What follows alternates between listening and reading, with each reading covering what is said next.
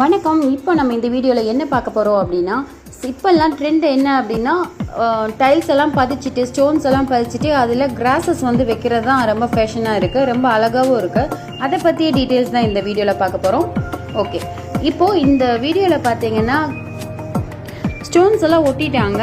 ஒட்டினதுக்கப்புறம் concrete also வந்து எல்லாத்துக்கும் போட்டுட்டாங்க. இதில் பார்த்தா நேச்சுரல் கிராஸ் வந்து நம்ம வைக்கலாம்.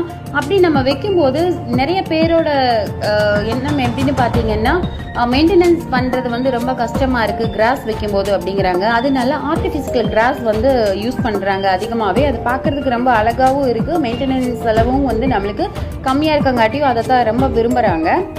ஸோ இன்றைக்கி அது எப்படி கட் பண்ணி எப்படி யூஸ் பண்ணுறோம், எந்த மாதிரி அதை வைக்கிறாங்க அப்படிங்கிறத பற்றி நம்ம பார்க்கலாம்.